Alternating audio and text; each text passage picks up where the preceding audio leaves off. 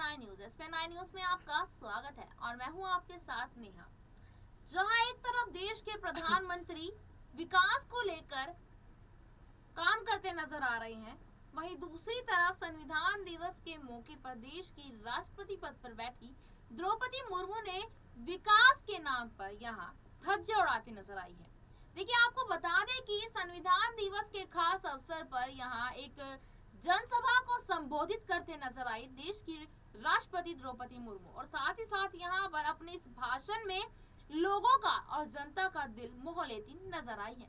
इसी बीच में आपको बता दूं कि राष्ट्रपति द्रौपदी मुर्मू ने यहाँ कुछ इस तरीके के मुद्दों को उठाया है जहाँ पर ये कहना सही होगा कि अपनी मीठी मीठी आवाज से और मीठी मीठी बातों से कानून व्यवस्था से लेकर हर व्यवस्था के ऊपर आरोप लगाती यहाँ नजर आई। देखिए, मैं आपको यहाँ अगर थोड़ा सा बताना चाहूँ तो राष्ट्रपति द्रौपदी मुर्मू ने यहाँ एक इतनी बड़ी बात कही है कि हमारे देश के अंदर जेल नहीं होने चाहिए।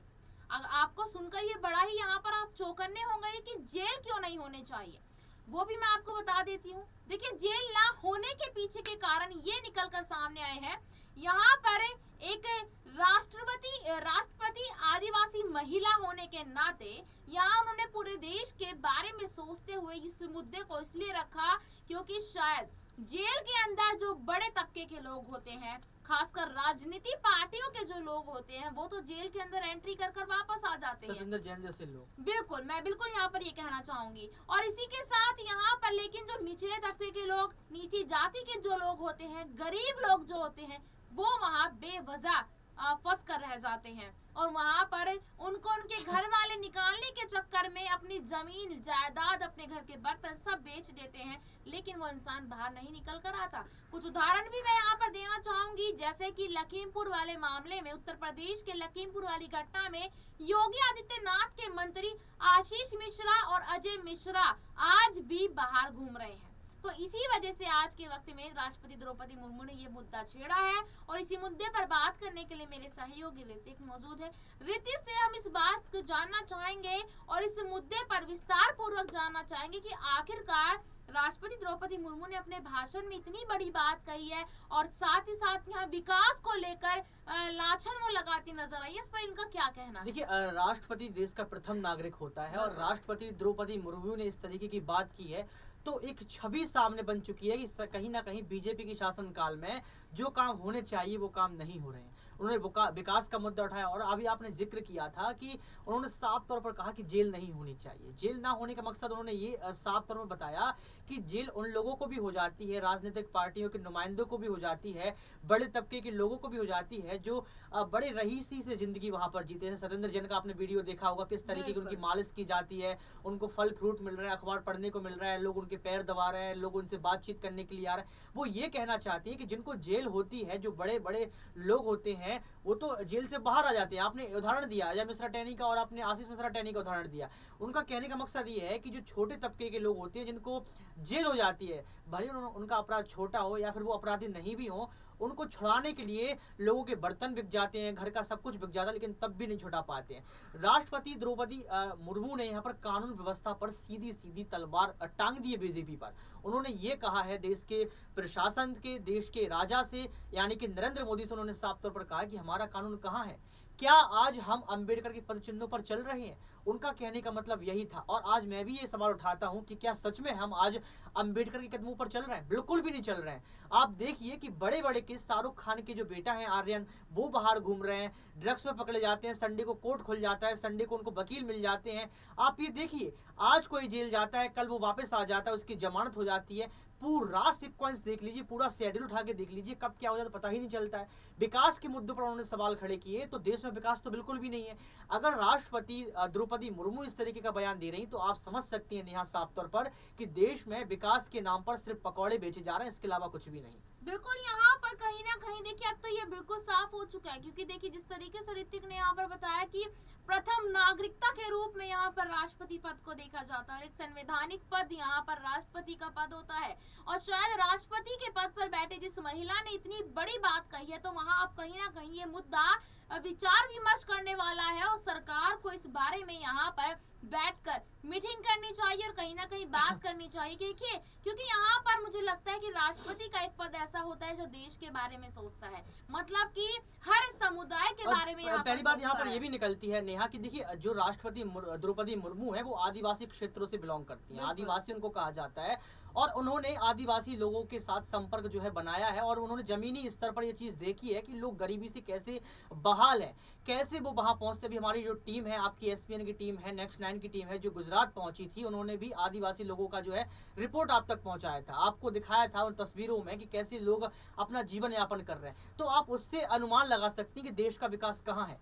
हमारे सुमित सर भी वहां पहुंचे थे, तो आपने देखा होगा कि उन्होंने जो रिपोर्ट भेजी थी, तो किस तरीके से आदिवासी लोग अपनी जिंदगी का गुजारा कर रहे हैं। छोटे से रूम में 5-5 लोग रह रहे हैं, वही ब्रश कर रहे हैं, वही नहा रहे हैं। इस तरीके का विकास है कि हमारे देश में, तो इस पर प्रश्न चिन्ह खड़ा होना सही था। और राष्ट्रपति द्रौपदी मुर्मू ने अपनी राष्ट्रपति जो उनके पास कार्यावन है, जो उनके पास पद है, उसको बखूबी निभाया।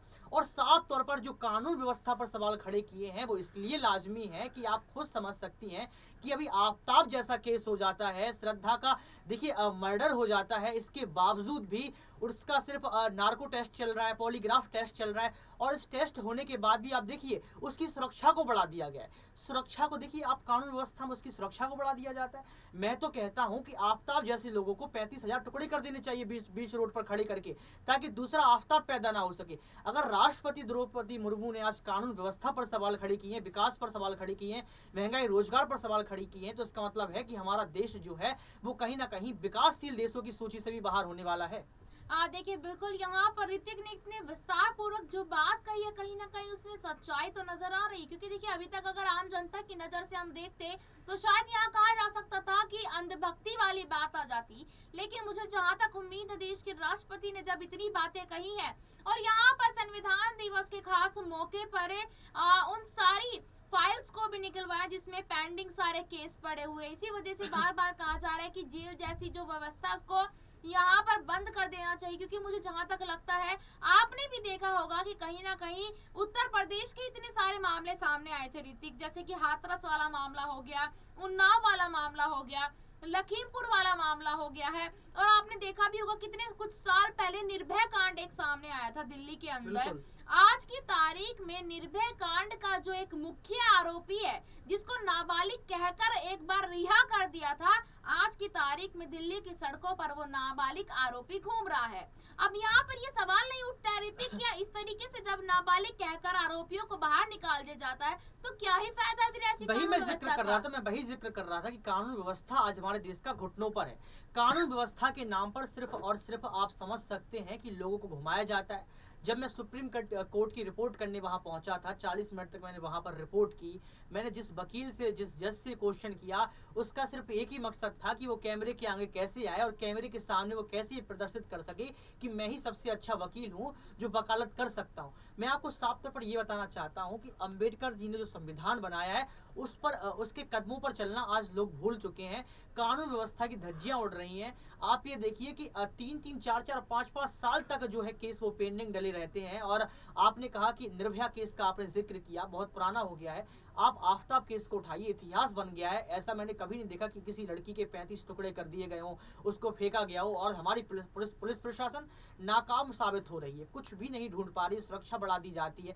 मैं साफ तौर पर आपको नेहा वही बता रहा था कि अगर कानून व्यवस्था पर प्रशासन, सरकारें अगर काम नहीं करेंगी, सुप्रीम कोर्ट फैसला नहीं करेगा कि कानून व्यवस्था कैसे मजबूत हो, अगर राष्ट्रपति द्रौपदी मुर्मू को अगर ये सवाल खड़ा करना पड़ रहा है, तो आप समझ सकती हैं कि हमारा कानून व्यवस्था, हमारा विकास, हमारा देश, संविधान भारत कहाँ पहुंच चुका है। बिल्कुल, यहाँ पर देखिए एक सवाल और मैं यहाँ पर लेना चाहूंगी आपसे ऋतिक, क्या आपको लगता है सरकार इन मुद्दों पर ध्यान देगी? सरकार यहाँ राष्ट्रपति द्रौपदी मुर्मू की इन बातों पर ध्यान देगी? देखिए, पहली बात तो ये समझ लीजिए कि राष्ट्रपति द्रौपदी मुर्मू ने जो बयान दिया है वो कैसे दिया होगा। दिल पर पत्थर रख के दिया होगा। देखिए, चुनाव तो बीजेपी ने ही है, उनके ही प्रत्याशी थी, लेकिन साफ तौर पर राष्ट्रपति मुर्मू ने ये साबित कर दिया है कि मैं राष्ट्रपति हूँ, देश की प्रथम नागरिकता हूँ, और मैं ये समझती हूँ कि मेरा भी कुछ अधिकार है इस देश को लेकर, मैं भी अपनी बात रख सकती हूँ। और उन्होंने साफ तौर पर विकल्प के तौर पर यहाँ पर विपक्ष को भी एक कहीं ना कहीं कड़ी बना के यहाँ पर ये साबित कर दिया है कि विपक्ष अगर चाहे तो मजबूत हो सकता है और यहाँ पर अपनी जो है छवि को बरकरार रख सकता है। दूसरी बात यह कि राष्ट्रपति मुर्मू ने जिस कानून व्यवस्था को लेकर बयान दिया है, जिस विकास व्यवस्था को लेकर बयान दिया है, इस पर सरकार कभी नहीं आती है। आप ये देखिए कि मैनपुरी की बात देख लीजिए, मैनपुरी में क्या हुआ। योगी आदित्यनाथ जो हमेशा मुद्दों पर बात करते रहे, उन्होंने चाचा शिवपाल को पेंडुलम और फुटबॉल बोल दिया। तो आप ये देखिए कि हमारी जो देश की राजनीति है, विशुद्ध राजनीति, उसकी दास्तान कैसी हो गई। उसकी दास्तान फुटबॉल और पेंडुलम तक पहुंच गई। कोई नहीं कहता है महंगाई, कोई बिल्कुल शिक्षा की बात नहीं करता है, कोई सड़कों की बात नहीं करता है, कोई रोजगार बेरोजगारी की जो बढ़ती जा रही रोजगार की कोई बात नहीं करता है। तो राष्ट्रपति मुर्मू का पूरा जो एक केंद्र बिंदु रहा है, वो केंद्र बिंदु यही रहा है कि भारत को देखिए और विशुद्ध राजनीति की दास्तान को छोड़िए। बहुत बहुत धन्यवाद ऋतिक। देखिए आपने यहाँ पर सारे सवालों का जवाब दिया है और आशा है कि मेरे दर्शकों को भी आपके ये सारे सवाल और जवाब समझ में आ गए होंगे। लेकिन आपसे जाते जाते एक सवाल यहाँ पर मैं जरूर करना चाहूंगी कि राष्ट्रपति द्रौपदी मुर्मू की इन बातों से आपको कितना फर्क पड़ता है और क्या आपको लगता है कि वाकई में जेल इस देश में बंद हो जानी चाहिए? कमेंट बॉक्स में जरूर बताइएगा। फिर होगी मुलाकात आपसे किसी दूसरे मुद्दे पर। तब तक के लिए देखते रहिएगा SPN9 न्यूज। धन्यवाद।